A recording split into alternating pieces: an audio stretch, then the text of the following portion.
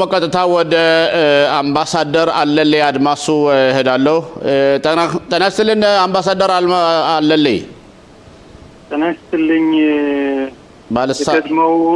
የቀድሞው የክነሴት አባል የነበረው ሽሎሞ ሞላ እንደምን አለልኝ። እንዲሁም ከሱ ላሉት ጓደኞቼ እንዲሁም ደግሞ ለተከበረው አንጋፋው ጋዜጠኛ ፋሲል ለገሰ አመሰግናለሁ።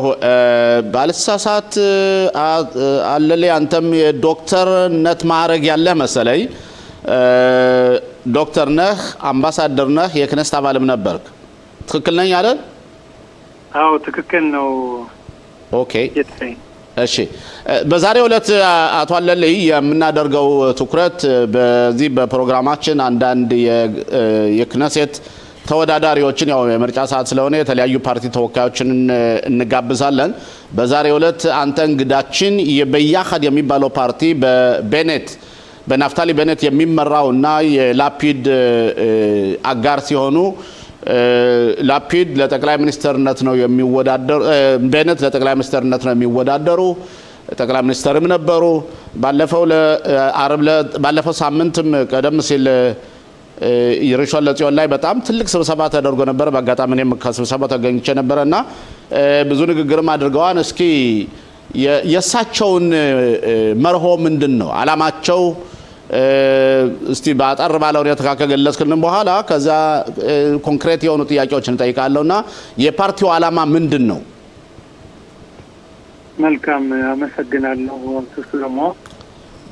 በቅድሚያ ያው እንድትፈቅድልኝ የሚፈልገው በስብሰባው የተገኙትን ሰዎች በዚሁ አጋጣሚ ማመስገን እፈልጋለሁ። ብዙ ወገኖች፣ ብዙ ወንድሞች ለውጥ የሚፈልጉ ያለው ሁኔታ የሀገሪቱ ያሳሰባቸው ብዙ ወገኖች በተለያዩ ከተማዎች በእስራኤል ሀገር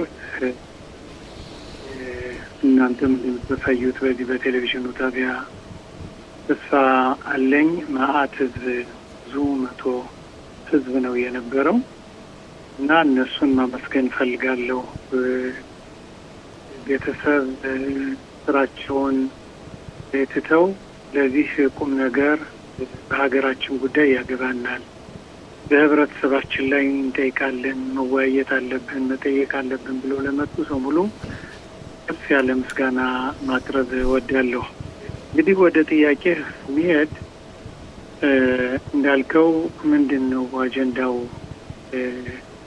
ያልከው የናፍታሊ ቤኔት አጀንዳ ያው ሁላችንም እንደምናውቀው ከአሁን በፊት ጠቅላይ ሚኒስትር የነበሩ እንደገናም ደግሞ በመኮንንነት ሳይረት ማትካል የሚባለው የዛ ኃላፊ ሆነው ሳይረት ማትካል የሚባለው አንደኛ በሀገሪቱ ተዋጊ ከሚባሉት አንደኛ ቁጥር ተዋጊ ወታደር ክፍል ነው። የዛ ኮማንዶ ልዩ ኮማንዶ መሰለ ባለሳሳት ትክክል። ኢታማጆር ሹሙ ራሳቸው የሚያዙት ኮማንዶ ነው። ትክክል። እና ይሄ ልዩ ኮማንዶ የዛ የኮማንዶ ኃላፊ በመሆን ለሀገሪቱ ትልቅ አስተዋጽኦ ያደረጉ ናፍታሊ ቤኔት ናቸው። እና ይሄንን እንዲያውም ከዚህ በእውነት አንዳንዴ መናገር አስፈላጊ ነው። እኔ በጉግል ገብቼ ሳይ ስለ ሰውየው ታሪክ አባቱ ድሮ አፓርታይድ አሜሪካዊ ናቸው። አባቱ ነፍሳቸውን ይማረው እና እሳቸው አሜሪካ በነበሩበት ጊዜ በኋላ የስድስቱ ቀን ጦርነት እንደገና የዮም ኪፑር ጦርነት ሲሆን ወደዚህ መጥተው ተዋግተዋል። ግን ከዛ ፊት በነበሩበት ጊዜ በአሜሪካ ከወላጅ እናቱ ጋር ጥቁሮችን ፋብሪካ ውስጥ እንዳይሰሩ ይከለከሉ ነበረ። በተለያየ መስሪያ ቤት ድሮ ከ70 ዓመት በፊት ማለት ነው። ከ70 ዓመት በፊት በ60 ዓመት በፊት በጣም ትምህርት ቤት የተለየ ነው የሚማሩት። በአውቶቡስ አብረው ሄዱ ነጮች ጋር እና አባቱ የጥቁሮች የመብት ተከራካሪ ነበረ። የራሱ የአባቱ ፋብሪካ ነበር። አሁን እኔ ከፋብሪካዬ ማንም አያዘኝም ብሎ አባትየው ጥቁሮችን ሲያሰራ እስር ቤት ገብቷል ብዙ ጊዜ እና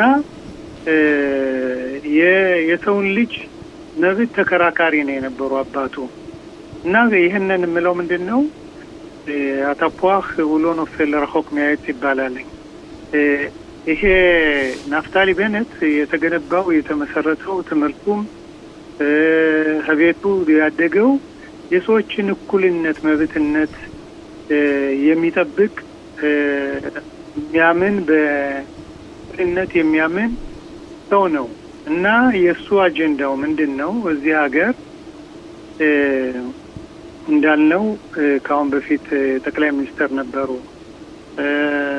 እንደገና መከላከያ ሚኒስተር የትምህርት ሚኒስተር የኢኮኖሚ ሚኒስተር ሁላ ነበረ እና ይሄንን በዚህ እንዳለ ሆኖ ያለው አጀንዳ እስራኤል በሸባብ በኦክቶበር አጋጠማት ችግር እልቂት ጦርነት እስካሁን ድረስ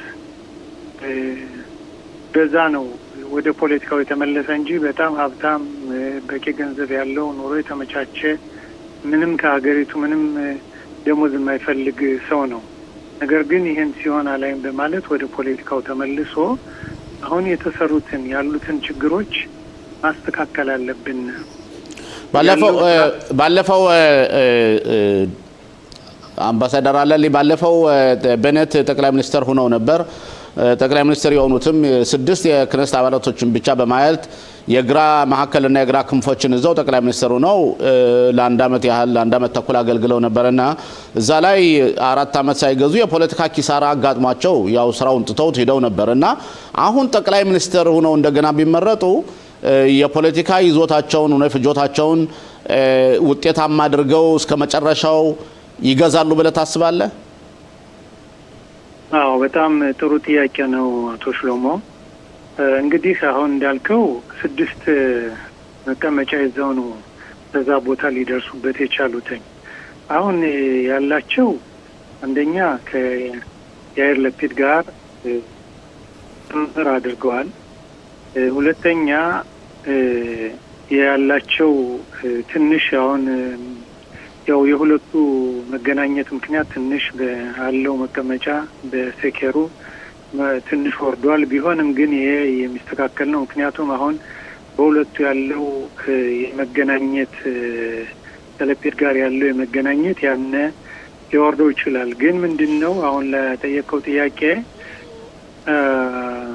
ደህና እንትን እያለ ነው። አሁን ያው እንግዲህ 3 ወር ትንሽ ወደ 3-4 ቀን ያነሰ ነው። አሁን ስራው ተጀምሯል። ጠንካራ ስራ እየተሰራ ነው። የዚህ መቀመጫው ጉዳይም በጣም ከፍ እንደሚል ነው። ግን አቶ አለለ እዚህ ላይ ብዙ ህዝቡ የሚጠይቀው ጥያቄ ለአፕዲና እሱ ከአንድ ላይ በሚሆንበት ጊዜ በሚደረገው ህዝባዊ ግምገማ ወደ 28 ቦታ 26 ቦታ ደርሰው ነበረ። አሁን ግን ያኔ ጋዲ አይዝንኮት እሳቸው 8-7 ነበሩና አሁን ግን ነገር አለሙ ተገላብጦ ጋዲ አይዝንኮት ሊኩድን ሁሉ ያለፉ ያሳየ ነው የሚደረገው ግምገማና እናንተ ፓርቲ ግን 14 እስከ 17 ባለው ውስጥ ነው አሁን ቦታ ያገኛለውና በዚህ ሁኔታ እንዴት ብሎ ነው ለውጥ ይሆናል ብለህ የምታስበው? ምን አይነት ካምፔን ማድረግ አለባችሁ ለውጥ እንዲመጣ? እንግዲህ በዚህ ጉዳይ ቤነትም ተጠይቋል። ምንድነው ቤነት ያለው? እኛ ሀገሪቱ የሚያስፈልገውን ለዚህ ለውጥ ለማምጣት አስፈላጊውን ምንም አይነት የሚገድ ነገር የለም። አብረን ተባብረን ለውጥ ከሚፈልገው ኃይል ጋር በጋራ ሆነን እንሰራለን የሚል ነው። በእርግጥ በዚህ ባለው አሁን ባለንበት ወቅት ገሌ ነው ጠቅላይ ሚኒስተር ብሎ መገምገም በጣም አስቸጋሪ ነው። እንደውም በዛሬው ሴከር አይተው እንደሆነ ቤኔት 45% ሲያገኝ ነታንያሁ 40% ነው ለጠቅላይ ሚኒስተር እጩ ሆኖ የትኛው ይበልጥ ይመረጣል በሚለው በዚህ እንደዚህ አይነት ያለና ግን አቶ አለለ ይሄ እኮ የቀጥታ የጠቅላይ ሚኒስትርነት ምርጫ ቢሆን ኑሮ በእርግጥ አንተ የምታውቀው አርጉመንት ትክክል ነው። መጨረሻ ላይ የእስራኤል ሀገር የፓርላማ ሲስተም እንደምታውቀው አንተ የፓርላሜንታሪ ሲስተም ነው ማለት የጥምር መንግስት ነው። ስለዚህ ትልቅ ድምጽ ያገኘው እሱ ነው ወደ ጠቅላይ ሚኒስትር ነው ሊሾም የሚችለው እና ይሄንስ እንዴት አየው? ማለትም እንደ እዚህ ጋር እንግዲህ እናንተ እንደምናውቀው እንደገና አድማጮችም እንደሚያውቁት ስንት ሰው ያንን ፓርቲ ቅድም እንዳልከው ከ6 ተነስቶ ነው ጠቅላይ ሚኒስትር የሆነው። የሚያገኘው እንትኑ አይደለም ወሳኙ የመቀመጫ የሚወስነው ምን ያህል ሰው በዛ ከተመረጡት ምን ያህል ፓርቲዎች ያነ ለፕሬዝዳንቱ ደጋፊ ያለው ብዛት ደጋፊ ያለው የክነሴት አባል ነው እንትኑን መመስረት የሚችለው የጠቅላይ ሚኒስትሩ መንግስት ማቋቋም የሚችለው። አዎ ትክክል። ስለዚህ ይሄ ወደፊት የምናየው ጉዳይ ይሆናል። ነገር ግን አሁን ቅድም እንዳልኩ ስራው ተጀምሯል። በተወሰነ ጊዜ እንዳልከው እውነት ነው አይዝንኮት አሁን አልፎ እየመራ ነው ያለ። ይሄ እንግዲህ ምንድነው በፉክክር ያለው ሁኔታ ነው። እንደገና አይዝንኮትም ደግሞ ከቤኔት ጋር አብሮ የሚሄድ ነው። ስለዚህ እንዲያውም ጥሩ ነው፣ ጥሩ አጋጣሚ ነው የሁለቱ መጠናከር። ለምን ህብረተሰቡ አሁን እያለ ያለውን የሀገራችን ህዝብ እያለ የሚሰጠው አቅጣጫ ነው። ኦኬ ሌላው ምክንያቱም የአቅጣጫ ምንድነው ለውጥን የሚፈልግ መሆኑ ነው ህብረተሰባችን። ገባኝ። ሌላው እስቲ ወደኛ ማህበረሰብም ወደ አንተ ወደ ግልም ጥያቄ ልምጣና ላፒድ እንደሚታወቀው የኢትዮጵያ ይሁዲዎች ወደዚህ ሀገር እንደሚመጡ የሚደግፉ አይነት ጠቅላይ ሚኒስትር አልነበሩም። ማለትም እሱና ፓርቲያቸው ግን ቤኔት ባለፈውም ጥያቄ ተጠይቀው ከስብሰባው ላይ ኢትዮጵያ የቀሩት ወገኖች እንዲመጡ አደርጋለሁ፣ ያ ብቻ ሳይሆን እንዲያውም በሱዳን ሀገር ለመጡት ሰዎች ልዩ እውቅና እንዲሰጣቸው ጉዳዩን መረምራለሁ ብለዋል። ማለትም በሱዳን ሀገር እንደሚታወቀው ብዙ ሰዎች እዚያ ሞተው ቀርተዋል እና ዛሬ ብዙ የሳይኮሎጂ ችግር ያለባቸው ብዙዎች አሉ እና በእነሱ ላይ የሆነ ልዩ ትኩረት አደርጋለሁ ብለዋል። ሌላው ደግሞ ኢትዮጵያ የቀሩትን ሰዎች እንድናመጣ አደርጋለሁ ብለዋል። ግን ላፒድ አይሆንም ካሏቸውስ ሊተገብሩት ይችላሉ ብለህ ታስባለህ?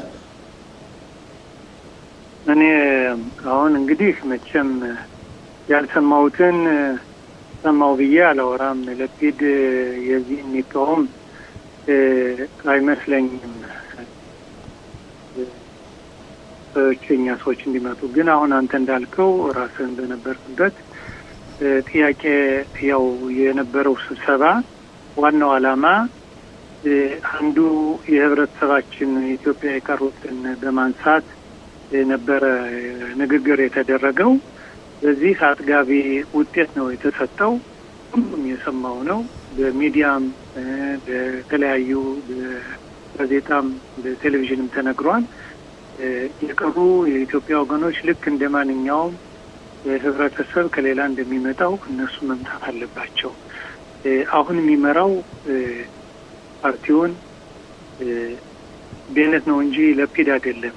የሆነም ነገር እንኳን ቢሆን ያም ሆነ ግን የኔም ጥያቄ እኔም የገባሁበትም አንዱ ያው አንተም ራስህን በክነሴት ስለነበርክ ብዙ ስታገዝ ስለነበር ምንም ጠቅላላ በክነሴት አባልም ብትሆን በህብረተሰባችን በተመለከተ አትደራደርም ነበረ እና እኔም በዛ ከገባው የማልደራደርበት አንደኛ ኑሯችን ከዚህ የሚሻሻልበትን በትምህርት፣ በስራ፣ ማህበራዊ ኑሮ ሌላም ደግሞ በዚህ በሃይማኖታችን በወገኖቻችን የሚመጡ ተመለከተ በዚህ እኔም አልደራደርበት በዚህም ለመግባትና አለኝ ልምድና ካለ ችሎታ አንፃር ለመስራት ነው። ይሄ በዚህ እንዳለ ሆኖ ያው የተነሳው ቅድም ያነሳው ጥያቄ እንትን ከዛ ከአሁን ያነሳው እንዲያውም በሱዳን ለመጡ ቅና የሚሰጥ የሚል ጥያቄ ቀርቦ ነበር። ይህንንም እሳቸው ምንድን ነው ያሉት? ይህንን ሁኔታ አሁን በፊት አልሰማሁትም። ስለዚህ ይህንን የጻፉልኝ ከዛ አሉ ሰራተኞች የነበሩ ጻፉልኝና ይሄን ለወደፊቱ ማጥናትና ማወቅ ፈልጋለሁኝ ምን እንደሆነ የሚል ነው። በዚህም ያው አንተ ምን የምናውቀው እኔ ከ8 ዓመት በፊት 6 ቁጥራት ዋትስአፕ ሱዳን ለመጡ ቅና ይሰጥ የሚል ግሩፕ አቋቁሜ በዛ አንደኛ መጽሐፉ ያው ተጽፎ ብዙ ታጋይ ወንድሞቻችን ብዙዎች በእውነት በእኛ በእጃችን ባፋችን ተነግሮ በእጃችን ተጽፎ መጽሐፉ እየተዘጋጀ ነው። ኦኬ ይሄ ታሪካዊ እንትን ነው። ሁለተኛው ደግሞ ያው በጣም በሚያሳዝን ሁኔታ መንግስት እስካሁን ድረስ እውቅና ባለመስጠቱ ብዙ ወገኖች አልቀዋለኝ። ከዚህ ሀገርም የገቡትኝ ለዛ ሳይበቁ ከዚህ ዓለም ተለይተዋል። የኔን እናትም ልጠቅስ እችላለሁኝ። ኦኬ አምባሳደር አለልኝ በእርግጥ ጊዜ ስላጠረን በእርግጠኝነት መልሰን በሌላ ጊዜም በቅርብ ጊዜ እናገኛለን። አንድ መጨረሻ ላይ አንተን ጥያቄ ልጠይቅና አንተ ስንተኛ ቦታ ሊሰጥህ ይችላል ብለህ ትገምታለህ? ወይስ ቃል ገብቶልሃን ወይስ ገና ነው? ምክንያቱም ምርጫው ከመውድ በፊት 45 ቀን ቀደም ብሎ ያው ይፋ ይደረጋል ተወዳዳሪዎች። በእርግጠኝነት ለአንተ ቃል የተገባልህ አለ መናገር የምትፈልገውን በተመለከተ አጠር ባለ ሁኔታ? አዎ እንግዲህ አንተም ተናግረው አለኝ። ያው ምርጫው ሲቀረው እስከ 45 ቀን ነው ማን እንደሆነ። አሁን ያው እኔ እጩ ነኝ። እንግዲህ አንድ የታጨ ሰው ሲያገባ ነው አገባ ተብሎ የሚታወቀው እና ስለዚህ ሚዜ እናዘጋጃ አቶ አለልኝ ሁላችንም ሚዜ እንሆና። ደስ ይለኛል አብረን በክር ሚዜ ፈልጋለሁ የእንትን ሚዜ ፈልጋለሁ እሺ እና ደስ ይለኛል እና ያኔ እናውቃለን ማለት ነው። እሺ አምባሳደር አለልኝ ለነበረው ቆይታ በጣም እንሰግናለን። በእርግጠኝነት የፖለቲካ ወቅት የተለያዩ ሰዎችን እናቀርባለን። ህብረተሰባችን የዲሞክራሲ መብቱን መጠቀም እንዲችልና ማንኛው ነው ለኛ ለህብረተሰባችን ሊያገለግል የሚችለውን ብሎ በነጻነት እንዲያስቡ በተለምዶ ሳይሆን በነጻነት ሰዎች እንዲመርጡ የዚህ ቴሌቪዥን ጣቢያ ብዙ አስተዋጽኦ ያደርጋል። አብረን ስለነበረው ቆይታችን አመሰግናለሁ አቶ አለልኝ። ታናስትልኝ እኔም በጣም አመሰግናለሁ። እግዚአብሔር ያክብርልኝ። ኦኬ ያው ይሄ አይቲቪ በእውነት ትልቅ ለህብረተሰባችን አገልግሎት የሚሰጥ የእናንተን መጠናከር ኦኬ እሺ አመሰግናለሁ አቶ አለልኝ።